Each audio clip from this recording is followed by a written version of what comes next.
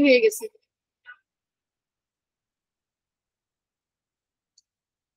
আসসালামু আলাইকুম, সবাইকে অনেক অনেক অভিনন্দন এবং শুভেচ্ছা জানিয়ে শুরু করছি আজকে ফার্স্ট ইয়ার থার্ড ইয়ারের মেট্রোমেডিক্যাল ক্লাস। আর লেকচারার হিসেবে আছে আমি doctor Laboni Amin, BHMS BSMC Dhaka, BSS honours MSS economics under Dhaka university. Registration number 31,094, phone number 01922266849। আমি আবারও বলছি 01922266849। যাই হোক, আমাদের আজকের আলোচ্য বিষয়টি হচ্ছে সাইলেশিয়া। খুবই চমৎকার একটা রেমেডি এবং খুবই পলিক্রেস্ট একটি মেডিসিন। সাইলেশিয়া মেডিসিনটা যদি আমরা আলোচনা করি তাহলে আমরা বুঝতে পারবো যে এই মেডিসিনটা কতটা গুরুত্বপূর্ণ আমাদের জন্য।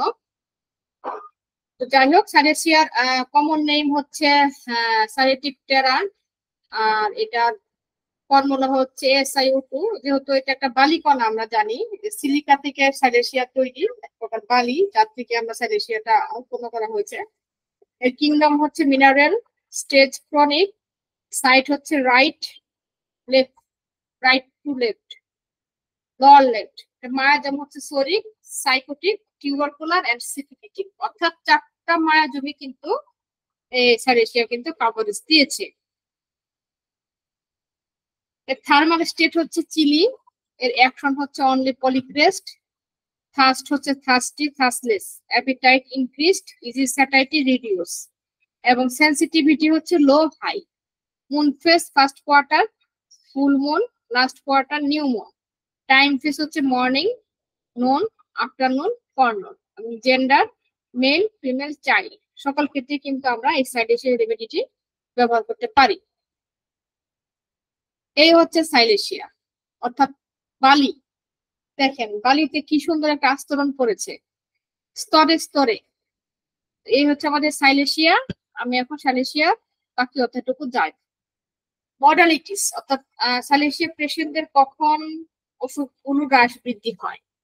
ঠান্ডায় বৃদ্ধি হয়, বাতাসে এদের রোগ লক্ষণ বাড়ে, ড্রাফট মানে আর্দ্র বাতাস যেটাকে বলে সেটাতে, আনকভারিং এ এদের লক্ষণ বৃদ্ধি পায়, গোসল করার পরে সব রোগ লক্ষণ বৃদ্ধি পায়, মানে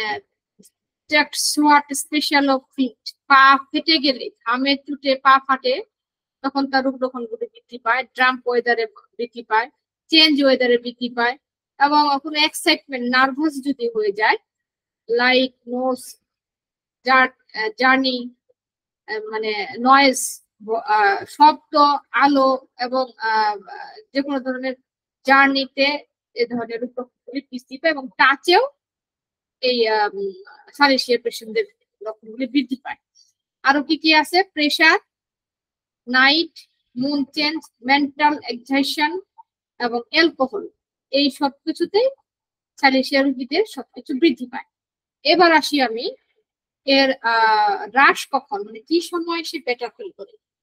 যে কোনো কিছু বৃদ্ধি হলে যদি আমরা জিজ্ঞাসা করি, সে যদি বলে যে আমার একটু ওয়ার্ম ওয়াটার, অর্থাৎ সে যদি মাথাটাকে একটু উষ্ণ ভাবে বা উষ্ণ কাপড় বা আর্দ্র কাপড় যদি একটু বেঁধে রাখে, তাহলে সে বেটার। এবং আরেকটা কি আছে? Wet and humid weather. হ্যাঁ, প্রফিউজ ইউরিনেশন, প্রচুর পরিমাণে মানে ইউরিনেশন যদি হয়, অর্থাৎ যদি সে প্রস্রাব করে, তার প্রচুর পরিমাণে প্রস্রাব হলে সে বেটার ফিল করে, অর্থাৎ ডিসচার্জ। হ্যাঁ, এবং ম্যাগনেটাইজ ইলেকট্রিসিটি, অর্থাৎ যে কোনো ধরনের ম্যাগনেটাইজম মানে ওই যে চুম্বক এবং ইলেকট্রিসিটি, এগুলা থেকে সে মানে তার হয় আর কি, উপশম হয়। এখানে ম্যাগনেটাইজ ইলেকট্রিসিটিটা আমি পরে ব্যাখ্যা করবো যে কেন সাইলেশিয়ার ক্ষেত্রে কথা বলা হয়েছে। কিনোট, সাইলেশিয়া খুব সংক্ষিপ্ত করে কিনোট বলি, তাহলে আমি বলতে পারবো যে এটা প্রথম কিনোটটা হচ্ছে lack of self confidence. Lack of self confidence, দেখেন আমি এখানে একটু গ্রিন কালার করে দিয়েছি, তার কারণ হচ্ছে যে এটা আসলেই মানে একদম টিপ অফ দা রেমেডি, যে টিপ অফ দা কিছু সিমটম থাকে তার মধ্যে একটা, যে লেক অফ কনফিডেন্স। এখন আমি এখানে বলি যে কি লেক অফ কনফিডেন্স। সাইলেশিয়ান কিন্তু তার মানসিক দিক থেকে সে কিন্তু কনফিডেন্সে ভোগে। সে কখনো একটা সঠিক সিদ্ধান্ত নিতে পারে না। তার চারপার্শ্বিক যে একটা মানে ঘটে যাওয়া বিষয় সেগুলো তথ্য তুলে ধরতে পারে না। সবসময় সাইলেশিয়া রোগীকে অন্যরা কিন্তু প্রভাবিত করে। কেমন প্রভাবিত করে? মানে কাজ করায় নেয় তাকে দিয়ে। হ্যাঁ, সে মানে বুঝতেই পারে না যে তার অ্যাবসেন্সে বা তার মানে এই একটু কি বলবো বোকামির কারণে সে যে অন্যরা যে তাকে ব্যবহার করতেছে, এটা কিন্তু সাইলেশিয়া রোগীরা কিন্তু কম বুঝে। মানে এখানে কিন্তু বোঝা যাচ্ছে যে সাইলেশিয়া রোগীরা কিন্তু এক প্রকার একটু মানে বোকা টাইপ। হ্যাঁ, সহজ সরল যেটাকে বলে, সহজ সরল ম্যাক্সিমাম। সবাই তো সহজ সরল এই কথা আমি বলবো না, ম্যাক্সিমাম ক্ষেত্রে দেখা যায় সাইলেন্সের পেশেন্টেরা একটু সহজ সরল থাকে। তারা কখনোই একটু জোর দিয়ে কথা বলা, লাইক পালসেটিলা। হ্যাঁ, এবং শুধু এই না, আমরা কিন্তু পালসেটিলার ক্রনিক ক্ষেত্রে কিন্তু আমরা সাইলেশিয়া বলি। হ্যাঁ, পালসেটিলার যদি কারো ক্রনিক কোনো সমস্যা থেকে থাকে তাহলে কিন্তু সেটা সাইলেশিয়াকে দিয়ে কিন্তু আমরা সেই রোগটাকে মানে প্রতিহত করার চেষ্টা করি। তাহলে দেখেন এখানে এই যে হচ্ছে লেক অফ সেলফ কনফিডেন্স। তারপর হচ্ছে চিলি, অনেক শীত কাতর। সাইলেশিয়া রোগীরা কিন্তু প্রচুর শীত কাতর, আর পালসেটিলা রোগীরা কিন্তু গরম কাতর, একটু খেয়াল করি। হ্যাঁ, কিন্তু ক্রনিক অবস্থায় কিন্তু আবার পালসেটিলা শীত কাতর। হ্যাঁ, অ্যাকুইট অবস্থায় সে গরম, সরি অ্যাকুইট অবস্থায় শীত কাতর, কিন্তু ক্রনিক অবস্থায় পালসেটিলা গরম কাতর। তাহলে এখানে দেখেন ক্রনিক অ্যাকুইট অবস্থা বা ক্রনিক অবস্থা যেটাই হোক, সাইলেশিয়া রোগীরা কিন্তু শীত কাতর, খুব ঠান্ডা, এত পরিমাণে ঠান্ডা লাগে সাইলেশিয়া রোগীদের। এরা কিন্তু মাথাটাকে, কানটাকে, সবকিছুটাকে একটা কাপড়ে পেঁচায় রাখে। এই লক্ষণটা কিন্তু আমরা সরিনামের পেশেন্টের মধ্যেও দেখি। সরিনামের পেশেন্টেরা কি করে, তার ওই যে মাফলার যেটা বলি আমরা, এটাকে কিন্তু মাথায় পেঁচিয়ে রাখে। সাইলেশিয়ার মধ্যে আমরা এই লক্ষণটা পাই। অফেন্সিভ সোয়ার্ড, বিশেষ করে হ্যান্ড অ্যান্ড গ্লাভ, প্রচুর দুর্গন্ধ, বিশেষ করে হাত এবং পা ঘামে। এবং আমাদের সমাজে আমরা দেখতে পাই অনেক ভদ্রলোকরা যারা আছে যে সক্স খুলতে পারে না।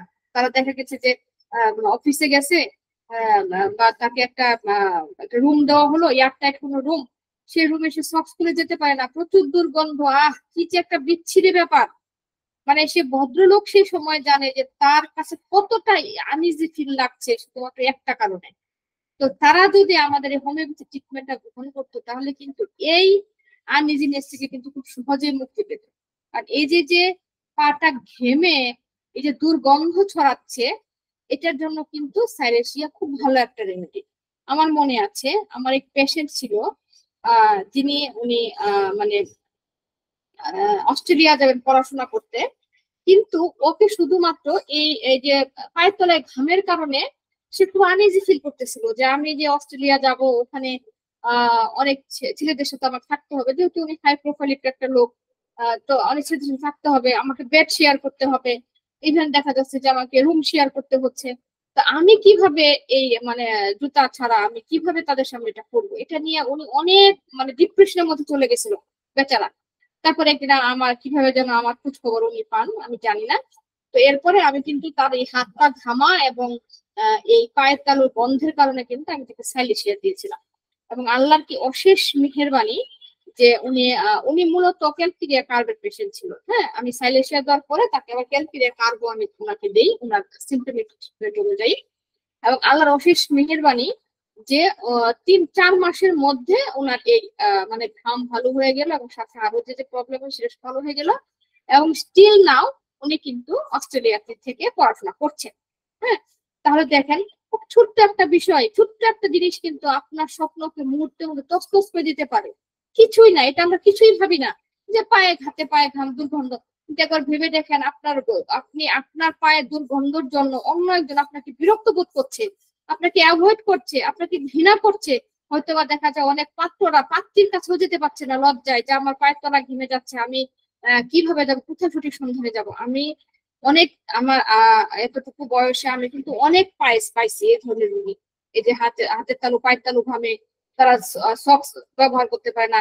তারা বারবার এসে বলে ম্যাডাম সক্স প্রতিদিন ধুই, নতুন সক্স পরি, কিন্তু তারপরও পা গন্ধ করে। আরে বাবা, এটা তো পরিষ্কার পরিচ্ছন্নতা অবশ্যই থাকতে হবে, এটা তো তার একটা রূপ, কারণ তার পাটা ঘামলে সেখানে তার প্রচুর পরিমাণে গন্ধ হয়।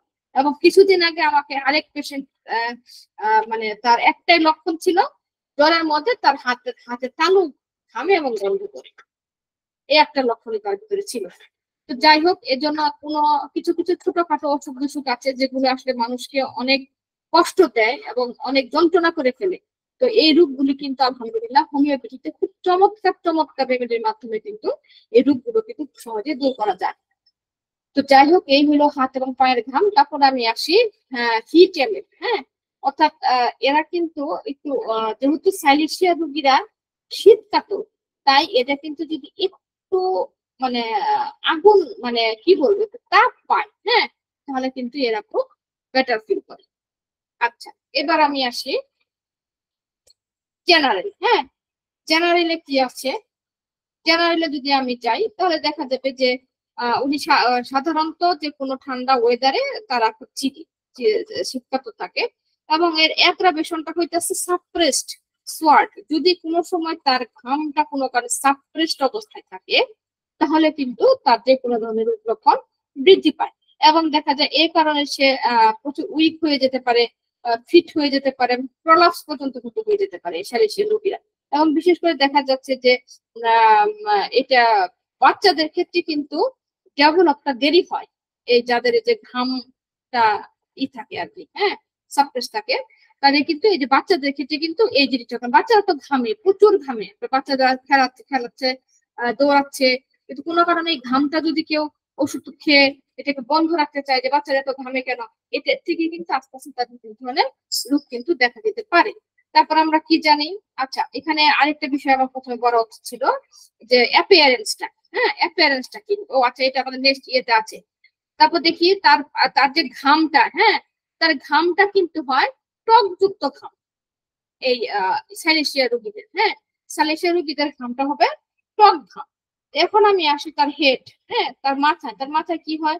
তার মাথায় প্রচুর ঘামে, স্পেশালি যখন সে ঘুমায় তখন, এবং প্রচুর পরিমাণে ছোট ছোট ছোট ছোট মানে ব্রণ দেখা যায় মুখের মধ্যে। হ্যাঁ, ব্রণ দেখা যায় এবং ব্রণের আগালে কিন্তু একটু মানে পুঁজের মতো থাকে, আমরা যেটাকে পিম্পল বলি। পিম্পল, এই পুঁজযুক্ত পিম্পলের ক্ষেত্রে কিন্তু সাইলেশিয়া খুব ভালো একটা রেমেডি এবং পুরা ফেজে কিন্তু দেখা যায়। এবং আরেকটা কি, যাতে মাইগ্রেনের সমস্যা আছে, হ্যাঁ, মাইগ্রেনের সমস্যা আছে বিশেষ করে অক্সিপুট্রাইনে, হ্যাঁ, অক্সিপুট্রাইনে যাদের মাইগ্রেনের সমস্যা আছে তাদের ক্ষেত্রেও কিন্তু এই সাইলেশিয়াটা অনেক ভালো কাজ করে। এবং আরেকটা আছে যাদের যে হেডেক ও ড্রাফ ওয়েদার, তারপর মেন্টাল এক্সাইটেশন করলে, কিংবা মাসিকের সময়, কিংবা আনকভারিং, যদি মাথা আনকভারিং রাখে, এই অবস্থাতে যদি কারো মাথা ব্যথা করে, এই কারণগুলোর কারণে যদি কারো মাথা ব্যথা করে, তাহলে কিন্তু আমরা একটা সাইলেশিয়ার কথা চিন্তা করবো। আর একটা ভালো কাজ করে যাদের যে সাইনাস আছে, অনেকে দেখবেন যে প্যাথোলজিক্যাল রিপোর্টে লেখা থাকবে যে সাইনাস, এই সাইনাস যদি কারো থাকে, সাইনাসের প্রবলেম যদি থাকে এবং সাইনাসের কারণে যদি কারো মাথা ব্যথা করে, তাহলে কিন্তু লক্ষণ মিলে গেলে সাইলেশিয়া খুব ভালো একটা রেমেডি, খুব ভালো কাজ করে। আর একটা আছে যাদের মানে এই যে চুল পড়ে যায়। হ্যাঁ, অনেকে দেখা যায় যে খুব ছোট কাল থেকে চুল পড়ে যায় মাথায়, কমপ্লেন করে যে বাচ্চার বয়স অল্প, দেখা যাচ্ছে যে ঘন ঘন তার হেয়ার ফল হচ্ছে, চুল পড়ে যাচ্ছে, এবং চুল পড়ে যাচ্ছে না শুধু, মাঝখান থেকে হেয়ার লস হচ্ছে, মানে নাই, কিছু কিছু জায়গাতে চুল নাই, এলোফ্রেশিয়া আমরা যেটাকে বলি। এটার ক্ষেত্রে সাইলেশিয়া খুব ভালো একটা রেমেডি। এরপর আসি আমি চোখের ক্ষেত্রে কি? চোখের ক্ষেত্রে হইতেছে যে তার ইনফেকশন আছে। হ্যাঁ, এই ইনফেকশনটা তার যে দাগ আছে যেটাকে ব্লক করে ফেলে। হ্যাঁ, বিশেষ করে ছোট বাচ্চাদের ক্ষেত্রে চোখের দুই কর্নিয়ার ভিতরে এক প্রকার ড্রাগ থাকে। হ্যাঁ, টেয়ার দাগ থাকে। এই ড্রাগটা যদি কোনো কারণে মানে ব্লক হয়ে যায়, তাহলে কিন্তু সাইলেশিয়া খুব ভালো একটা রেমেডি।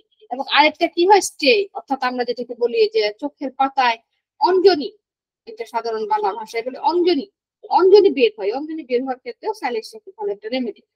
তারপরে কি আছে, ইয়ার, অর্থাৎ কানের কি হয়, যাদের যে আছে মাইগ্রেনের সমস্যা আছে। হ্যাঁ, মাইগ্রেনের সমস্যা আছে এবং সাথে মাথা ঘুরানি এবং অ্যাসোসিয়েটেড তার sinus problem, chronic sinus problem, migraine আছে সাথে বমি হয় এবং তার হচ্ছে কি ক্রনিক সাইনাস প্রবলেম, এই তিনটে যদি তারা একসাথে থাকে তাহলে কিন্তু এই সাইলেশিয়া কিন্তু সুপার গ্রেড একটা রেমেডি। এখানে কিন্তু বোল্ড করে পুরা বোল্ড, রজার মরিসনের বই থেকে আপনারা পাবেন। রজার মরিসনের ডেস্কটপ গাইড বইয়ের যদি অধ্যায়টা আপনারা ইয়ার অধ্যায়টা যদি আপনারা খেয়াল করেন, এখানে কিন্তু স্পষ্টভাবে দেওয়া আছে যে মাথা ব্যথা এবং with associated with chronic sinusitis problem, হ্যাঁ, যদি কারো থাকে মাইগ্রেনের সাথে মাথা ব্যথা এবং ক্রনিক সাইনোসাইটিসের প্রবলেম, তাহলে কিন্তু সাইলেশিয়া খুব চমৎকার একটা রেমেডি। তারপর আমরা আসি এফোইড এবং ক্রনিক অটাইটিস মিডিয়া, হ্যাঁ, যেটা হচ্ছে কানে অনেকের একটু কম শুনে অটাইটিস মিডিয়া, বা সিরিয়াস সেটু কানে একটু কম শুনতেছে, লং টাইম এই প্রসেসটা তার মধ্যে চলছে, বা হিয়ারিং লস, একটু অল্প শুনে বা সাই সাই শুনে বা কাছে থেকে কথা বলতে হয়, এরকম যদি কোনো পেশেন্টের ক্ষেত্রেও কিন্তু সাইলেশিয়া খুব ভালো একটা রেমেডি। তারপর আমি আসি নোজ। নোজে কি? নোজ আছে তার সাইনোসাইটিসের সমস্যা, তো জানি যে সাইনোসাইটিসের ক্ষেত্রে কিন্তু সাইলেশিয়া খুব ভালো একটা রেমেডি। সাইনোসাইটিসের সমস্যা এবং ফ্রন্টাল অর ম্যাক্সিলারি, যেখানে তার মানে নেজাল ডিসচার্জ থাকে, হ্যাঁ, এই ক্ষেত্রে কিন্তু এই সাইলেশিয়া খুব ভালো কাজ করে। এবং নেজাল প্রলিপ এবং ড্রাই নেজাল অবস্ট্রাকশন, কারো যদি নাক যদি বন্ধ হয়ে যায় ক্রনিক ড্রাই নেজাল অবস্ট্রাকশনের ক্ষেত্রে, সেক্ষেত্রে সাইলেশিয়া ভালো কাজ করে। তারপরে আমি আসি গ্যাস্ট্রোইন্টেস্টাইনাল। গ্যাস্ট্রোইন্টেস্টাইনাল কি? গ্যাস্ট্রোইন্টেস্টাইনাল দেখা যেতেছে যাদের কনস্টিপেশন আছে, হ্যাঁ, এবং কোনো আর্জিন নাই, সাথে কোনো আর্জিন নাই, মানে কনস্টিপেশন কিন্তু পায়খানার কোনো ব্যাগই নাই। নাক্স ভূমিকাটা যেমন কি কনস্টিপেশন কিন্তু পায়খানা ব্যাগ আছে, বারবার যাচ্ছে, তো এটা হচ্ছে না, নিষ্ফল ব্যাগ, মানে পেশেন্ট বলতেছে যে আমার যদি আর একটু টয়লেট হইতো তাহলে বেটার ফিল করতাম। এটা হচ্ছে নাক্স ভূমিকা। কিন্তু সাইলেশিয়ার ক্ষেত্রে কি হচ্ছে? সাইলেশিয়ার ক্ষেত্রে হইতেছে যে তার ব্যাগই নাই, ব্যাগ নাই, এবং সে কি করতেছে, তো ব্যাগ নাই কারণে পেশেন্ট কিন্তু আঙ্গুল দিয়ে টয়লেটটাকে বের করতেছে, মানে এনাসের ভিতরে আঙ্গুল ঢুকায়ে সে টয়লেটটা বের করতেছে, কারণ তার কাছে মনে হচ্ছে যে আমার মনে হয় অল্প কিছুক্ষণ বা একটা গুটি মনে হয় এনাসে লেগে আছে, অর্থাৎ পায়খানা রাস্তাতে মনে হয় একটা গুটির মতো লেগে আছে টয়লেট। এখন তার তো ব্যাগ নাই, সে তো মানে ফোর্স করে তো সেটা বের করতে পারছে না, যার কারণে কিন্তু সে ওইটাকে দেখা যায় একদম মানে আঙ্গুল দিয়ে টেনে বের করে নিয়ে আসে এবং প্রথম দিয়ে সেটা ফেলে দেয়। এটা কিন্তু সাইলেশিয়ার একটা খুব ভালো একটা সিম্পটম। তারপরে কি? এবং তার স্টুলটা কি হবে? খুব হার্ড হবে, এবং সে কিন্তু বারবার স্ট্রেনিং করছে, হ্যাঁ, স্ট্রেনিং করছে মানে হচ্ছে কুথুনি দিচ্ছে, কারণ তার তো বেগ নাই, যেটা বললাম, কুথুনি দিচ্ছে বারবার। আর এই কনস্টিপেশনের সাথে যদি তার মানে রেকটামে কোনো সেন্সেশন থাকে, হ্যাঁ, যে একটা অনুভূতি, মনে হয় একটা শোর পেন কত কত হয়ে গেছে, অনুভূতি থাকে, তাহলে কিন্তু আমরা সাইলেশিয়ার কথা বলতে পারি। এবং এই সাইলেশিয়াটা এমন মেডিসিন, এটা শুধুমাত্র বড়দের ক্ষেত্রে নয়, যদি কোনো বাচ্চাদের ক্ষেত্রেও যদি আমরা দেখি যে কোনো একটা পেশেন্ট আপনার চেম্বারে আসছে, বাচ্চা, তার কনস্টিপেশন, হ্যাঁ, তার কনস্টিপেশন, তার ব্যাগ নাই, সে অনেকক্ষণ দাঁড়ায় আছে, কুথন দিচ্ছে, তার টয়লেট হচ্ছে না, সেক্ষেত্রে কিন্তু আমরা একবার সাইলেশিয়ার চিন্তা করি। আর যদি দেখি যে পায়খানা ঘুটলে ঘুটলে শক্ত, পায়খানার ভিতরে কোনো ধরনের মানে মলটা একদম নিষ্ক্রিয়, এর মধ্যে কোনো ধরনের পানি নাই, শুষ্ক ছাগলের দানার মতো, তাহলে কিন্তু আমরা একবার প্রাইমিয়া দিব, হ্যাঁ। তাহলে আবার আরেকটা কি, আবার অনেকে আছে যে constipation before of during menses, অর্থাৎ বিফোর অফ ডিউরিং মিনসেস এর সময় যদি কারো কনস্টিপেশন হয়, তাহলেও কিন্তু এই সাইলেশিয়াটা একটা ভালো রেমেডি। আর এটা ক্র্যাভিং সাইলেশিয়ার রোগীরা সাধারণত মিষ্টি, ডিম এবং মিল্ক, হ্যাঁ, এগুলি খুব পছন্দ করে। আর এরা কিন্তু ফ্যাট কিন্তু অ্যাভরশন করে, হ্যাঁ। আবার দুধও কিন্তু তারা অপছন্দ করে, অর্থাৎ দুধ কিন্তু মানে পছন্দের মধ্যে আছে, আবার অপছন্দের মধ্যে আছে, কিন্তু এরা সাধারণত একটু উষ্ণ খাবারটা পছন্দ করে, একটু উষ্ণ গরম যে খাবারটা সেটা পছন্দ করে। এবং আরেকটা জিনিস এখানে আমাকে না বললে নয়, যেটা হচ্ছে যারা ইনফ্যান্ট বাচ্চা, হ্যাঁ, যারা ইনফ্যান্ট বাচ্চা, এরা কিন্তু মায়ের বুকে দুধ খাওয়ার পরে পরেই সেটা কিন্তু দুধটা হজম করতে পারে না, ভমিটিং করে ফেলে, মানে বমি করে ফেলে। এটার ক্ষেত্রে আমরা জানি ইথুজা খুব ভালো একটা রেমেডি, যে মায়ের দুধ খাওয়ার সাথে সাথে বমি করছে এবং বমিটা চাক চাক বের হচ্ছে, ইথুজা। আরেকটা রেমেডি হচ্ছে সাইলেশিয়া, একদম বোল্ড করে দেওয়া আছে, হ্যাঁ। তাহলে আমরা কিন্তু লক্ষণ বুঝে কিন্তু আমরা দুইটা রেমেডি খুব চমৎকার ভাবে দিতে পারি।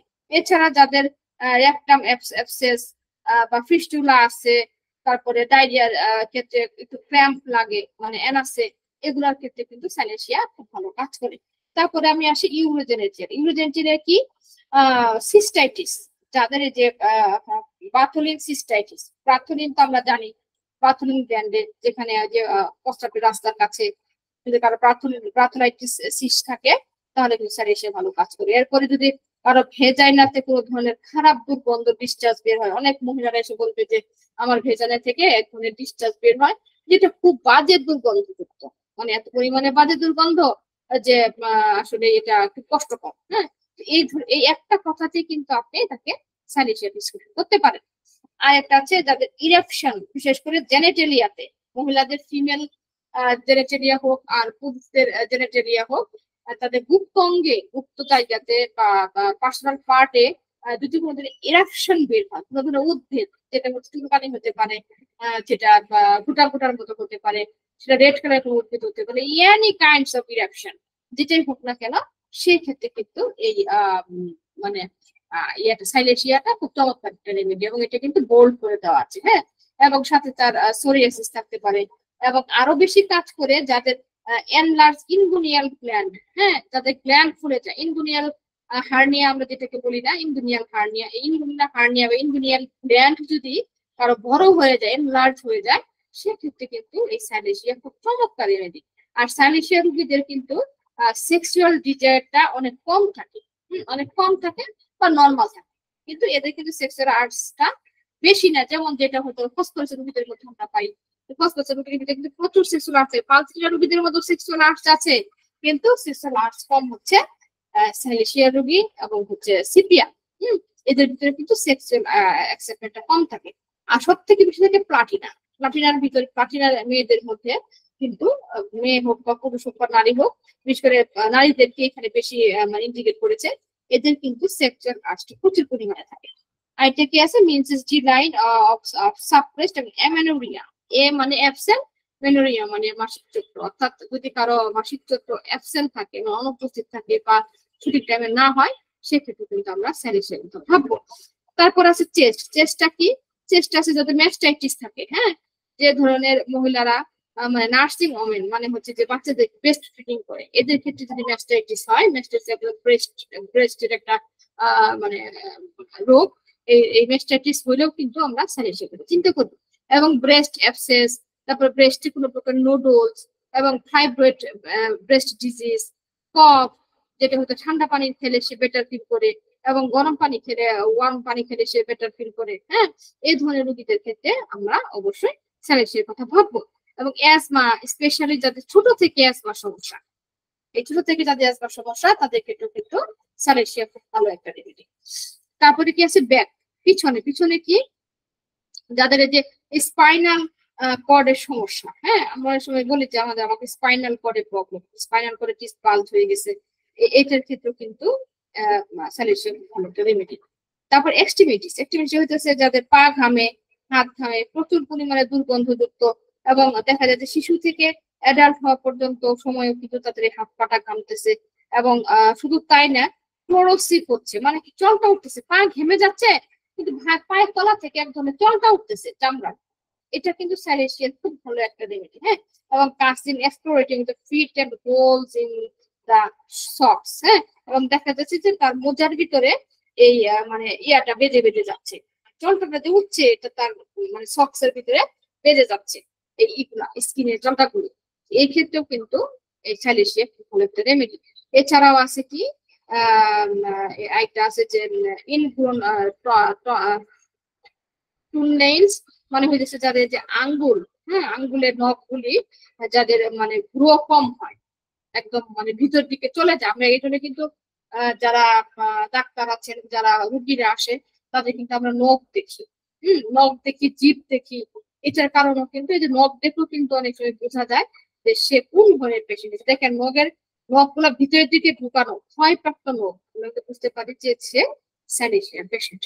তাহলে দেখেন স্কিনের ক্ষেত্রে কিন্তু স্যালিশিয়া খুব ভালো একটা রেমেডি। স্কিনের সাথে কি অ্যাবসেস, কারো অ্যাবসেস হয়েছে এবং সেখানে একটুখানি পুজের মতো হয়েছে, একটা জিনিস আমরা সবাই জানি যে পুজের উপরে কিন্তু স্যালিশিয়ার দক্ষতা প্রচুর, প্রচুর দক্ষতা স্যালিশিয়ার, এবং পুজ জনিত কোনো কিছুর ক্ষেত্রে কিন্তু স্যালিশিয়াটা খুব প্রচুর পরিমাণে ব্যবহার করে।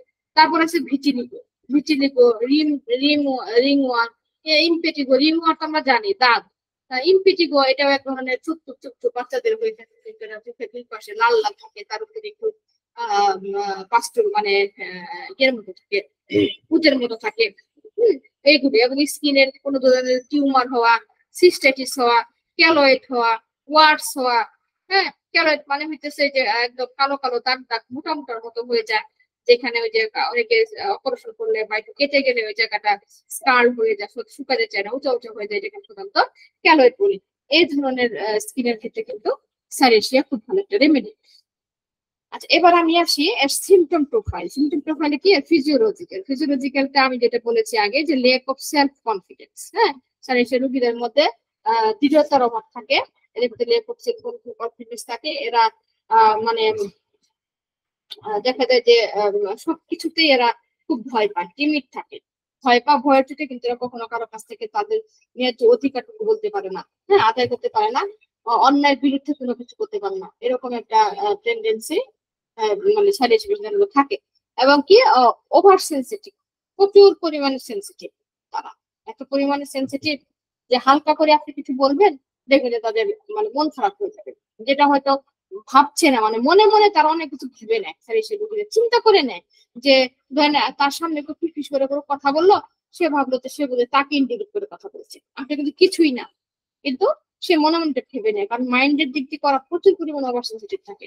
তারপর দেখেন এক্সটার্নাল ফাংশনাল, তারা কিন্তু একটু মানে ইও আছে, মানে ফুটফুটে স্বভাবও আছে। হ্যাঁ, ফুটফুটে স্বভাব কি, বুয়া এসে কাজ করে যাবে, হয়তো থালা বাটি ধুলে পরিষ্কার করতে, তারপরে কিন্তু সে সেটাকে বারবার ধুবে, বারবার পরিষ্কার করবে, কারণ তার ভিতরে কিন্তু সেই যে একটা ফার্স্ট ক্লাস ভাব, এটা কিন্তু তার মধ্যে থাকবে। হ্যাঁ, এবং অ্যান্টিসিপেশন এনজাইটি, অমঙ্গল আশঙ্কা, সে উদ্বিগ্ন হয়, অমঙ্গল আশঙ্কা যে কোনো কিছু, বাহিরে ছেলে গেছে বা হাজবেন্ড গেছে বা ওয়াইফ গেছে বা বন্ধুরা গেছে, সবসময় মনে হবে যে আল্লাহ বাহিরে গেল, এতক্ষণ সময় হয়ে গেল, এখনো কেন আসে না, কতক্ষণ দেরি হবে আসতে, বাহিরে গিয়ে একটা চুট্টাকে ধরলো কিনা, অ্যাক্সিডেন্ট করলো কিনা, গাড়িটা উল্টে গেল কিনা, এই যে একটা অমঙ্গল আশঙ্কা, এই অমঙ্গল আশঙ্কা থেকে সে নার্ভাস হয়ে যায়।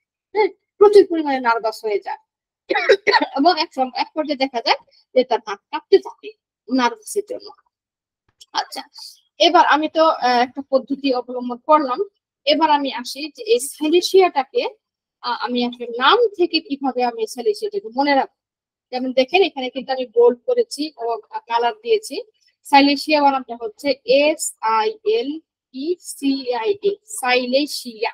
এখন আমি এস থেকে যদি আমি পাই তাহলে দেখেন এস জেসমিন সোয়াট, এটা কিন্তু জাস্ট আমার যারা স্টুডেন্ট আছেন তাদেরকে কিন্তু মনে রাখার জন্য এই কৌশলটা। হ্যাঁ, অনেক সময় আমরা কিছু মনে রাখার জন্য কিন্তু কিছু কৌশল অবলম্বন করি, এটা হচ্ছে সেরকম একটা কৌশল।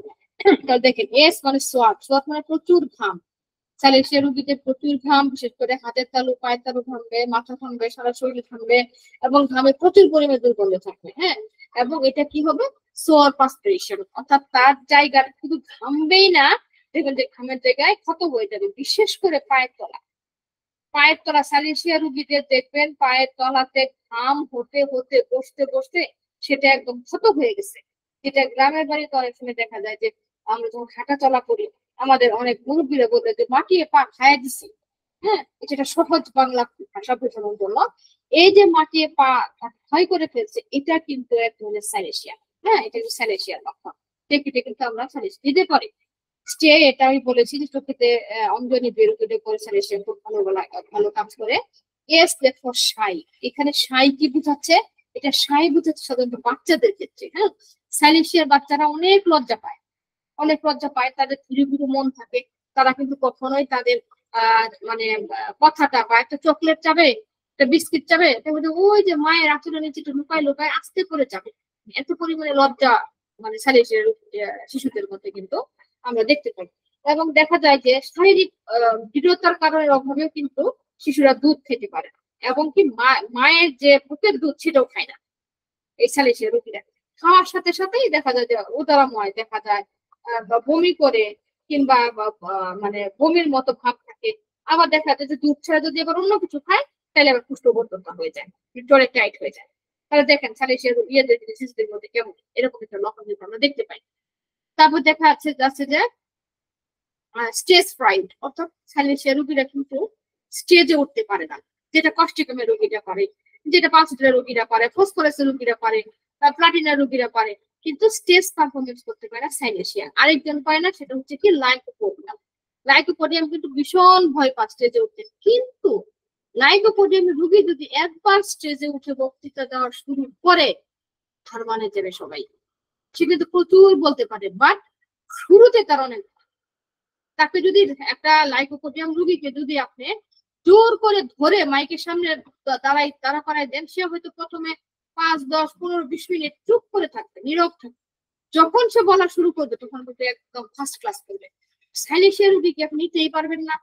জড়ো সড়ো হয়ে দেখবেন ওখানে নাই, আপনি নাম ঘোষণা করছেন অমুক একটা রোগী, দেখবেন ওকে খুঁজেই পাবেন না, ওর নাই উঠাও। কারণ তার স্টেজ মানে ফ্রাইট খুব, মানে স্টেজে কথা বলা, বক্তৃতা দেওয়া বা নেতৃত্ব করা, এগুলোর ব্যাপারে সে প্রচন্ড ভয় পায়, এবং যার কারণে সে ইন্ট্রোভার্টেড। সে কিন্তু সবার আড়ালে নির্দিষ্ট স্থানে নিজেকে লুকায় রাখে। হ্যাঁ, আরেকটা আছে কি সাইনোহেডেড। সাইনোহেড একটা কি, যাদের সাইনোসাইটিস এর সমস্যা আছে, যার সাইনোসাইটিস এর প্রবলেম আছে, মাথা ব্যথা করে এবং মাথাটাকে সে চেপে বেঁধে রাখে, উষ্ণ কোনো খাবার খেলে তাদের বেটার ফিল হয়, এই ধরনের রোগীদের ক্ষেত্রে সাইলেশিয়া খুব ভালো একটা রেমেডি। তারপর কি আছে sensation of the hair on the tongue, খুব মারাত্মক একটা বিষয়। সাইলেশিয়া রোগীরা সব সময় বলবে, যদি কোনো রোগী এসে আপনার চেম্বারে এই কথাটা বলে যে ডাক্তার সাহেব আমার কাছে কেন জানি মনে হচ্ছে আমার জিহ্বার মধ্যে চুল লাগে আছে, ব্যাস একটা কথাতে আপনি বুঝতে পারবেন যে সাইলেশিয়া। যেমন গ্রাফাইটিস ব্যাপারে আমরা বলি যে গ্রাফাইটিস এর রোগীরা সবসময় চিন্তা করে যে তাদের মুখের ভিতরে একটা মাকড়সার জাল আটকে আছে, এই কারণে সে বারবার রুমাল দিয়ে মুখ মুছে। এটা কিন্তু খুবই গুরুত্বপূর্ণ একটা সিমটম। ওরকম সাইলেশিয়ারও এটা খুব গুরুত্বপূর্ণ সিমটম, যে সে সবসময় ভাবে তার জিহ্বাতে একটা চোর আটকে আছে, এবং সে বারবার হাত দিয়ে জিহ্বা সরাবে বা থুথু দিবে। বারবার হাত দিচ্ছে, জিহ্বায় সরাচ্ছে, মনে হচ্ছে মুখে বেঁধে আছে। তখন তার জিজ্ঞাসা করেন যে কি ব্যাপার, এরকম করছেন কেন? তখন রোগী বলবে যে আমার কাছে মনে হয় আমার জিহ্বার মধ্যে কিছু একটা বেঁচে আছে। আর হচ্ছে সেক্সুয়াল দিকে তারা ল থাকে, মানে যেটা বললাম সেক্সুয়াল দিক থেকে তারা তাদের আর্টসটা খুব কম থাকে এই সাইলেশিয়া পেশেন্টদের। আর স্কিনের ক্ষেত্রে তা বলেছি যে স্কিনটা উষ্ণ থাকবে, একটু ফেটে যাবে, এবং ব্রণের ক্ষেত্রে যদি কারো ব্রণের আগালে যদি পুঁজযুক্ত ব্রণ হয়, অ্যাবসেস দেখা যায় ফোড়ার ক্ষেত্রে, তাহলে কিন্তু সাইলেশিয়া খুব ভালো একটা রেমেডি। এল এস চলে গেছে, এস আই সরি আইতে হইতেছে ইন্ডোলেন্স। হ্যাঁ, মানে ইন্ডোলেন্স মানে হইতেছে মানে কি বলবো, এটা অপ্রত্যাশিত বা সে চাচ্ছে না, অনাকাঙ্ক্ষিত, এরকম কিছু একটা সে চাচ্ছে না। ইনফ্যান্টস বাচ্চাদের কাছে কি, ইনফ্যান্টস বাচ্চার কাছে একদম ছোট বাচ্চারা যাদের চরিত্রটা যেরকম হচ্ছে, যেমন দুধ খাবার ক্ষেত্রে কেটে চাকচাক বমি করবে। হ্যাঁ, দুধ খাবে, খাওয়ার সাথে সাথে চাকচাক বমি করবে। আবার যেটা হইলো যে মায়ের দুধ সে খেতেও যাবে না, আবার না খেয়ে তার মধ্যে একটা মানে কনফিউশন দেখা দেবে। হ্যাঁ, এটা হলে ইনফ্যান্ট বাচ্চাদের বৈশিষ্ট্য। আই দ্যাটসম্যান ইন গ্রোথ টেইনেলস, মানে হচ্ছে যে টুলনেস, মানে হচ্ছে যে তাদের ওই যে নখ, যেটা আমি বললাম যে নখ গুলোকে বাড়ে না, এই প্রত্যেকটা নখ কিন্তু একদম ডেবে যাবে, আঙ্গুলের ভিতর থেকে ডেবে যাবে। এগুলো সবই কিন্তু আলোচনা করেছি, শুধুমাত্র পয়েন্ট গুলি আউট করার জন্য, মনে রাখার জন্য আমি এই ব্যবস্থাটা অবলম্বন করেছি। ইনফেকশন আইস, চোখেতে যে কোনো ধরনের ইনফেকশন, যেটা আমরা অলরেডি কিন্তু এখানে করে ফেললাম, যে চোখেতে কোনো প্রকার ইনফেকশন যদি থাকে, যদি কারো বিশেষ করে নতুন বাচ্চাদের ক্ষেত্রে যে ড্রাগ, চোখের যে দুই পাশে যে ছিদ্র করা যে ড্রাগ থাকে, এটা যদি কোনো ধরনের ব্লক হয়ে থাকে, সেক্ষেত্রে কিন্তু সাইলেশিয়া অনেকটা remedy. L that's mean lack of self confidence, এটা আমি আলোচনা করেছি। ল্যাক অফ স্পিড, অর্থাৎ তার কাজের ভিতরে কোনো স্পিড নাই, সে নড়ে তো নড়ে না, চড়ে তো চলে না, বলে তো বলে না। সাইলেশিয়া রুগীদের দিয়ে কাজ করায় নিতে হয়। হ্যাঁ, আপনি কখনো দায়িত্ব দিয়ে রাখবেন, সে কখনো সেই কাজটা দায়িত্ব অনুযায়ী করবে না, কারণ তার ভিতরে স্পিড কম, তার ভিতরে আগ্রহ কম, জানার আগ্রহ কম। ওরা খুব শান্ত প্রকৃতি, চুপচাপ, ইন্ট্রোভার্টেড, নিজেকে একটুখানি লুকায় রাখা, একটু ঝামেলা মুক্ত হয়ে থাকা, দায়িত্ব থেকে একটু নিজেকে সরে রাখা, এই ধরনের ইয়ারা তারা কিন্তু অনেক বেশি পছন্দ করে। একটা আছে লস ওয়েট, তাদের কিন্তু মানে সাইলেশিয়া রোগীরা কিন্তু খুব বেশি মোটা ফল ছেড়ে যে হয় এরকম কিন্তু না। এরকম কিন্তু না, কারণ তাদের ফিজিক্যাল মেকআপ হচ্ছে কি, ফিজিক্যাল মেকআপটা হচ্ছে যে তারা দেখতে হবে এটা আর কি তাদের থাকবে, বডিতে প্রচুর পরিমাণে ঘাম থাকবে এবং তাদের এই যে গ্ল্যান্ড গুলা খোলা থাকবে। স্যালেসিয়া রোগীদের প্রায় সময় দেখা যায় এই ধরনের রোগীদের সাধারণত স্যালেসিয়া দিলে খুব ভালো কাজ করে। তারপর আমরা দেখি ইতে হচ্ছে ইফেক্ট অফ ভ্যাকসিনেশন, অর্থাৎ টিকা দেওয়ার কুফল। আমরা সবসময় জানি যে টিকার একটা কুফল হচ্ছে খোঁজা, কিন্তু না, খোঁজার পরে কিন্তু স্যালেসিয়াটাও আছে। স্যালেসিয়াও কিন্তু আরেকটি টিকা যেটা কিন্তু খুব ভালো কাজ করি টিকার পরবর্তীতে। এনলার্জ ইন্ডুনিয়াল গ্ল্যান্ড, অর্থাৎ যদি কারো ইন্ডুনিয়াল গ্ল্যান্ড বড় হয়ে যায় সেক্ষেত্রে স্যালেসিয়া আমরা দিতে পারি। ইরেকশন, যে কোনো ধরনের ইরেকশন, এই যে পুজের মতো দিকে লাল হয়ে গেছে, সেখান থেকে স্ক্যার উঠতেছে, জলটা উঠতেছে বা ক্ষত হয়ে গেছে, এই ধরনের ক্ষেত্রে স্যালেসিয়া কাজ করে। C, that means chronic dry nasal obstruction, অর্থাৎ যাদের নাকে অবস্ট্রাকশন হয়ে আছে, বাধা হয়ে আছে এবং শুকিয়ে থাকে ভিতরে এবং এই অনেক ক্রনিক, তাদের ক্ষেত্রে কিন্তু স্যালেসিয়া আমরা দিতে পারি। এবং কি হচ্ছে ক্রেপ্ট নেল, অর্থাৎ নখগুলি ভেঙে ভেঙে যাচ্ছে। অনেকের নখ দেখবেন যে ভাঙা ভাঙা, ভিতর দিকে ঢুকানো, ঢুকানো। সিস্টিস মানে সিস্ট থাকবে এবং চিলি, খুব শীতকাতর। আর চিলড্রেন, শিশুদের ক্ষেত্রে তো আমি অলরেডি বলে ফেলেছি এই লক্ষণগুলি থাকবে।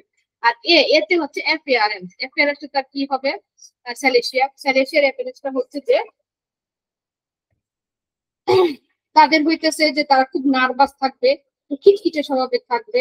আবার দেখা যাচ্ছে যে একটু রক্ত প্রধান আমরা যেটাকে বলি, মানে স্কিনটা এত বেশি সেনসিটিভ থাকবে, তারপরে যদি ওনার একটা হাত ধরে টান দেন সেই জায়গাটা লাল হয়ে থাকবে। হ্যাঁ, এবং তাদের রং থাকবে কি হালকা থাকবে, গায়ের রংটা হালকা গায়ের রং থাকবে। সুন্দর মানে শুকনো চামড়া থাকবে, খুব কি একটু ড্রাই, শুকনো সুন্দর চামড়া থাকবে এবং ফ্যাকাশে। মুখটা দেখে বোঝা যাবে কি যে তার ব্লাড নাই, ফ্যাকাশে মুখ এবং দুর্বল মুখ আকৃতি। আর পেশিগুলো থাকবে অনেক শিথিল। শিথিল পেশি কি রিল্যাক্সেশন, ঢিলা। অনেকে গায়ে দেখে বোঝা যায় না যে শক্ত শক্ত, একদম ইষ্ট পিষ্ট, মনে হয় একটা ঘুষি দিলে একদম মানে পরে যাবো, ওরকম না। একটু হবে একটু মানে ঝুলানো ঝুলানো। হ্যাঁ, নার্ভাস নার্ভাস দেখলে মনে হবে যে ফ্যাকাশে ফ্যাকাশে, অনেকদিন যাবো মনে হয় কোনো খাবার খায় না, একটু অপুষ্টি আমরা যেটাকে বলি যে পুষ্টিহীনতায় ভুগলে, বা স্ক্যাপুলার দোষ যেটাকে আমরা বলি, স্ক্যাপুলার দোষ বা পুষ্টিহীনতায় থাকলে যেরকম দেখা যায়, ঠিক এরকম একটা চেহারা তার মধ্যে থাকে। এটা হচ্ছে তার অ্যাপিয়ারেন্স। হ্যাঁ, আর অ্যাগ্রাভেশন, এটা তো আমি পড়েছি ঠান্ডাতে, তারপর টুলাইট অ্যাগ্রাভেশন, অর্থাৎ মাঝ ইয়েতে তার অ্যাগ্রাভেশন হয় স্যালেসিয়া। তারপরে ঠান্ডা খাবার খেলে, ড্রাগ, বাহিরের আবহাওয়াতে, বৃষ্টিতে, এইসব ক্ষেত্রে তার সমস্ত অ্যাগ্রাভেশন হয়। আফটার পেইন, হ্যাঁ, যে কোনো ইয়েতে মানে ব্যথা, এবং বিশেষ করে সে যদি খাবারের পরে যদি কেউ বলে যে তার পেইন হয়েছে, হ্যাঁ, যে জায়গাটা সেক্ষেত্রে পেটের ব্যথার মধ্যে বলে যে আমি খাবারের পরে আমার পেটে একটু পেইন শুরু হয়েছে, সেক্ষেত্রে কিন্তু স্যালেসিয়া খুব ভালো একটা রেমেডি। অ্যাবসেস, যে কোন ধরনের ফোড়ার ক্ষেত্রে, এবং ফোড়ার আগালে যদি কারো কি থাকে, পাস্তুল অর্থাৎ পোস্ট থাকে, তাহলে কিন্তু আমি স্যালেসিয়ার কথা ভাববো।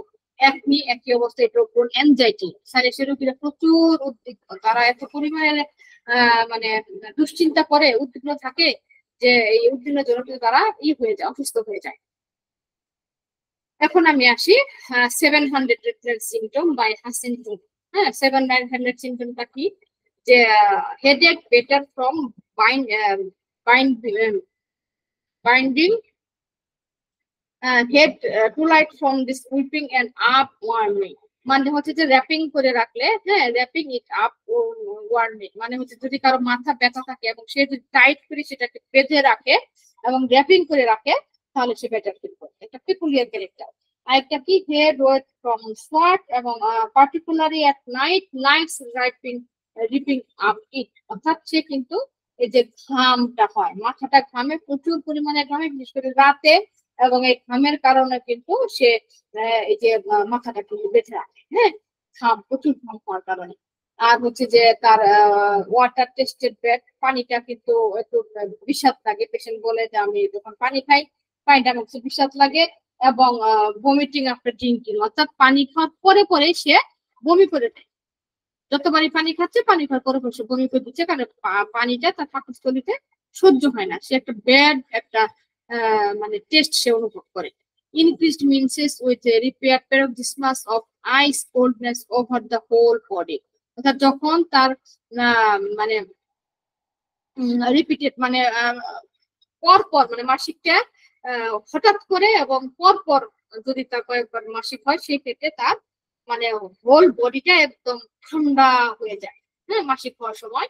এবং এটা প্রায় দেখা যায় যে তার একদম শরীর হাত পা অনেক ঠান্ডা, মানে আইসের মতো ঠান্ডা হয়ে গেছে পিরিয়ড চলাকালীন অবস্থাতে, হ্যাঁ। এবং যদি সেটা একটা চলতে থাকে, মাসটা যদি একটা চলতে থাকে, oversensitive food sweat এবং rawness between the toes also complains after cracking in, অর্থাৎ তার যে ঘামটা, পায়ের ঘামটা খুব মানে সেনসিটিভ আর খুব অফেন্সিভ, মানে খুব দুর্গন্ধযুক্ত, এবং এটা ফেটে যায়। সে বলবে যে আমার পায়ের ভিতরে খুব ঘাম হয়, এবং বিশেষ করে পায়ের পাতার গুলার ভিতরে, এবং সাথে কি হয়, ফেটে যায়, চামড়া ওঠে। তাহলে একটা কথা আমরা তাকে সাজেশন দিতে পারি, wants to vital one even when thinking exercise, এবং সে যদি একটুখানি এক্সারসাইজ করে, টেকিং এক্সারসাইজ, একটু এক্সারসাইজ করে, হালকা যদি একটু ব্যায়াম থাকে, তাহলে কিন্তু সে একটু বেটার ফিল করে, হ্যাঁ, এই এক্সারসাইজের মধ্যে আছে। এখন আমি আসি মূল কথা। এখন আমি ইংলিশে গেলাম, অনেকে আবার বলেন যে ম্যাডাম লেকচার গুলো যদি একটু বাংলাতে হয় তাহলে মনে একটু বুঝতে একটু সুবিধা হয়।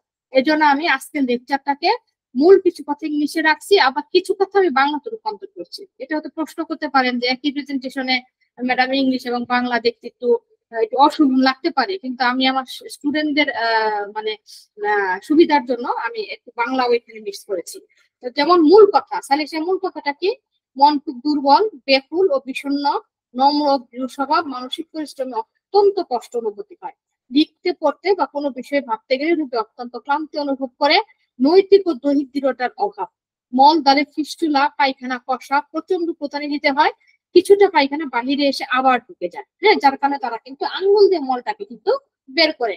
পায়ের তোলা দুর্গন্ধযুক্ত ধর্ম, পায়ের ধর্ম চাপা করে অসুস্থতা, এবং শিশু বুকে দুধ খেলে মায়ের ভেজানে যে রক্তস্রাব হয়, মানে জটিল একটা মানে সিমটম। দেখেন, শিশু যখন মায়ের বুকে দুধ খায় তখন মায়ের ভেজানে যে রক্তস্রাব হয়, খুব মারাত্মক বিষয় না। এখন দেখেন, যদি এই যে আমরা না করে আমরা জানলাম, এখন একটা রুগী আপনার কাছে আসলো, এসে বললো যে আপনার কমপ্লেন কি, সে বললো যে আমার বাচ্চা যখন ব্রেস্ট ফিডিং করে দুধ খায় তখন আমার মাসিকের মতো ব্লাড আসে কষ্টের রাস্তা দিয়ে, হ্যাঁ। এটা কি আশ্চর্য, এটা কই পড়ছি, হাই হাই, কোন মেডিসিনে জানি আমি পড়ছিলাম, ভুলে গেছি। দেখেন, যদি রেপার্টরি করতে পারেন তাহলে চট করে কিন্তু এই মেডিসিনের কিন্তু চোখের সামনে চলে আসবে। আর যদি বারবার করেন তাহলে কিন্তু ভুলে যেতে পারবেন যে এটা কোথাও বই নেই, এটা সাইলেন্সের মধ্যে পেয়েছিলাম। দেখেন, আমাদের ডাক্তার হ্যানিম্যান কত চমৎকার ভাবে প্রত্যেকটা মেডিসিনকে আলাদা করছে। একই কথা, একই ঘা, একই মাথা ব্যথা, একই ঋতুস্রাব, একই পানি পিপাসা, কিন্তু তারপরেও যেন পাজিটিলা, সিপিয়া, থোজা, ক্যামোমিলা, নেপটামিল কারোর সাথে কারো কোনো মিল নেই। কি চমৎকার বিষয়! দেখেন, আমরা প্রত্যেকটা মানুষেরই বাকি জায়গায় নাক, চোখের জায়গায় চোখ, মাথার জায়গায় মাথা, ফুটের জায়গায় সবই আছে। একবার ভেবে দেখেন তো, সবার তো একই জায়গায় থাকে, কিন্তু তারপরেও মামা, কাকা, চাচা, দাদা, ভাই, বোন সব আলাদা। আমরা একজনের থেকে আরেকজনকে সহজে চিনে ফেলি। কি আজব বিষয় না? ঠিক এই আজব বিষয়গুলি কিন্তু আমাদের হ্যানিম্যান ঠিক এইভাবেই কিন্তু তার একটা মেডিকেলগুলোকে ডিফারেন্সিয়েশন করছেন যে আমরা কিভাবে প্রত্যেকটা চিনবো। দেখেন, শিশুর বুকে দুধ খেলে মায়ের ভিতরে রক্তস্রাব হয়, গলায় চুল আটকে থাকার অনুভূতি, গলা চুল আটকে থাকার অনুভূতি। আর সাইলেশিয়ার আরেকটা জিনিস আমরা জানি যে কারো যদি কাঁটা আটকে, হ্যাঁ, তাহলে কিন্তু সাইলেশিয়া খুব ভালো কাজ করে। আমি এই ব্যাপারে বলবো লাস্টের দিকে। মাথা ও পায়ের তলায় দুর্গন্ধ ঘাম এবং বাধাভক্ত ঘামে খুব পড়ে, এটা হলো নিজস্ব কথা, সাইলেশিয়ার নিজস্ব কথা। দৃঢ়তার অভাব, শীতার্থতা, কুষ্ঠবদ্ধতা, হ্যাঁ, আর উত্তাপ উপশম এবং আমাবস্যা এবং পূর্ণিমার বৃদ্ধি স্যালেশিয়া, এবং কি টিকাজনিত কুফল, টিকাজনিত যে কুফল সেটার উপরে কিন্তু এই স্যালেশিয়াটা কিন্তু দেওয়া যায়। উপযোগিতা, উপযোগিতা কি, যেটা দেখতে একটুতে নার্ভাস হয়ে পড়ে, খিটখিটে রক্ত প্রদান, সোরা দুষ্ট, হালকা গায়ের রং, সুন্দর শুষ্ক চামড়া, ফ্যাকাশে দুর্বল মুখাকৃতি, পেশিগুলো শিথিল, সরি এখানে একটু বানানটা ভুল হয়েছে, এমন লোকদের ক্ষেত্রে উপযোগী। বাংলা লেখাটা একটু টাফ। এইবার আমি আসি, দেখেন এইটাই হচ্ছে আমার ভাইটাল পয়েন্ট, অবগতি এবং সতর্কতা। এখানে কিন্তু আমার অনেক কথা বলতে হবে। আচ্ছা, এইবার আসেন আসল কথায়। তখন যা পড়াইলাম সব খাও। আমার কলেজের একজন স্যার ছিল, আমার মনে আছে উনি, আল্লাহ তাকে ভালো রাখুক, বেহেশতে নসিব করুক। আমি ফিজিক্স যখন পড়তাম, ওই স্যারটা শুধু বলতো লাস্টের দিকে প্রত্যেকটা পড়ার কিছু অংশ লাস্টে একদম লিখে দিত, খুব মজার অংশ। স্যার বলতে তারা কাছে আয়, এখন পড়বি। আমি বললাম, স্যার এই যে 1 ঘন্টা যাবত ফিজিক্স বুঝাইতেছে, তুমি কি বুঝাইলেন? তো এগুলো সব খাও, আসল কথা হইতেছে এখন। তো ওইটার মতো আমাকেও বলতে হয় যে এতক্ষণ যা পড়াইছি সব মাথায় রাখা, এখন হইতেছে আসল কথা। আসল কথা কি? অবগতি এবং সতর্কতা। কি দেখেন, যেখানে কোন তরুণ পীড়ায় পালসিটিলা সেখানে ওই পীড়ায় পুরাতন অবস্থায় সাইলেশিয়া। একটু খেয়াল করি, তরুণ পীড়ায় পালসিটিলা, পুরাতন অবস্থায় সাইলেশিয়া। এবং এটা দীর্ঘক্রিয়া ওষুধ কোনো কোনো প্রয়োগ করা নিষেধ। এখানে কয়েকটা কোটেশন আছে। দীর্ঘক্রিয়া ওষুধ কোনো কোনো প্রয়োগ করা নিষেধ। গর্ভবতীর বেলায় ক্ষতিকারক। কেন ক্ষতিকারক আমি ব্যাখ্যা করতেছি। ফুসফুস ঘটিত রোগে সাবধানে প্রয়োগ করতে হবে, অন্যথায় রোগীর জীবন বিপন্ন হতে পারে। এটাই বহু প্রমাণ হয়েছে। এইবার আসেন, একটা রোগীর কে আপনি তার প্যাথোলজিক্যাল টেস্ট দেখলেন না, তার কোন ধরনের অপারেশন আছে কিনা, তার চেস্ট মেকার বসানো আছে কিনা, সে প্রেগনেন্সি কন্টিনিউ করছে কিনা, তার আরো কোন ধরনের যে আমরা যেটাকে বলি যে প্রপার্টি করছে কিনা, এগুলো আছে কিনা, এটা না জেনে আপনাকে সাইলেশিয়া দিলেন, মারাত্মক একটা ভুল করলেন, মারাত্মক, যেটা বলার মতন। শুধু তাই না, যাদের ম্যাশ করানো আছে পেটে, যাতে হার্নিয়া হয়, যাদের পেটে ম্যাশ করানো আছে, এই ধরনের রোগীদের যদি আপনি সাইলেশিয়া দেন তাহলে কিন্তু রোগী সুনিশ্চিত বিপদ। কারণ সাইলেশিয়ার প্রথম এবং প্রধান কথাটাই হচ্ছে সে কিন্তু ফরেন পার্ট, ফরেন বডিটাকে কিন্তু সে বের করে দেয়। আমরা একটা কথা সবাই জানি যে গলার ভিতরে কাটা আটকালে সাইলেশিয়া খায়। কাটাটা কি? একটা ফরেন বডি, সেটা আপনার বডিতে লেগে গেছে। এই কাটাটা কিন্তু সে কি করে, ফরেন বডিটাকে সুন্দর করে কিন্তু সে নরম করে বা কুচের মাধ্যমে সে কিন্তু ভেতরে বাইরে করে দিল। আচ্ছা, এখন আসেন, একটা গর্ভবতী নারী, আপনি তাকে জানলেন না, সাইলেশিয়া দিয়ে দিলেন। তো গর্ভবতীর বাচ্চা যে বাচ্চা পেটে যে মহিলা, সে বাচ্চাটা কি? বাচ্চাও তো একটা ফরেন বডি তার কাছে, তাই না? তার একটা দেহের ভিতরে আরেকটা দেহ বড় হচ্ছে, তাহলে সে ফরেন বডিটা বের হয়ে যাবে না? তাহলে আমরা কি সাইলেশিয়া দেওয়ার আগে এই কথাটা ভাববো না যে সে তার ভিতরে আছে কিনা? একটা রোগী পেস্ট মেকার বসে আসছে, কিংবা ওপেন হার্ট সার্জারি করে আসছে, কিংবা ধরেই নিলাম এই যে বর্তমান সময়ে আমাদের এই যে কোটা বিরোধী আন্দোলনে যে পরিমাণ রোগী, যে পরিমাণ মানে স্টুডেন্টদেরকে মেরে আহত করা হয়েছে, অনেকে দেখবেন পায়ে হাড্ডি গুটি ভেঙে দিছে, এরা রড পরানি আছে। এরকম একটা রোগী আপনার চেম্বারে আসলো, ধরেন গলায় কাটা বিনছে, এটা নিয়েই আসলো যে শুনছি গলায় কাটা বিনলে বলে হোমিওপ্যাথি ওষুধ খেলে খুব ভালো কাজ করে। তার যে পায়ে রড বিধানো আছে আপনি জানলেন না, টুক করে সাইলেশিয়া 200 টাকা দিয়ে দিলেন ধরায়। গলার কাটা ছোট্ট একটা বিষয়, কিন্তু বড় একটা ক্ষতি করে দিলেন আপনি। কারণ আপনি জানলেন না যে তার ফরেন পার্ট কিন্তু সেটা কিন্তু খুলে চলে আসবে, নাটগুলো যতই থাকে। এখন বলতে পারেন যে ম্যাডাম তাহলে কি করা যায়, যদি এই অবস্থাতে কারো গলায় কাটা দিয়ে দেয় আমরা কি দিব? কেন বাবা, শুধু কি সাইলেশিয়াই আছে গলার কাটার জন্য? অ্যানাগ্যালিসও তো আছে, আপনি অ্যানাগ্যালিস দেন। যারা এই ধরনের রোগীদের আছে অ্যানাগ্যালিস দেন। আর যদি কারো এরকম সাইলেশিয়ার রোগী তার কনস্টিটিউশন মিলেও যায়, সেক্ষেত্রে কিন্তু খুব সতর্কতা অবলম্বন করে তাকে দিতে হবে। এর জন্য সাইলেশিয়া মিলে যাওয়ার পরে প্রত্যেকটা রোগীর হাতে যখন আপনারা মেডিসিন দিবেন, তাকে আপনারা জিজ্ঞাসা করে দিবেন যে আপনাদের কোনো অপারেশন আছে কিনা, অপারেশনটা কতদিন আগে করছেন, পুরো ফরেন বডি আপনার শরীরে আছে কিনা, এবং আপনি প্রেগনেন্সি কন্টিনিউ করছেন কিনা, ইত্যাদি ইত্যাদি। যদি এইগুলো না বলে আপনি রোগীটাকে সাইলেশিয়া দেন, তাহলে কিন্তু এই দায়ভার আপনি নেবেন। এটা হোমিওপ্যাথির দায়ভার না, এটা আপনার অজ্ঞতার দায়ভার, আপনার মূর্খতার দায়ভার, আপনার জ্ঞানের স্বল্পতার দায়ভার। তো যাই হোক, আমি আর মানে কথা বাড়াচ্ছি না। আমি আজকের মতো আমার প্রেজেন্টেশনটি এখানেই শেষ করলাম। ধন্যবাদ।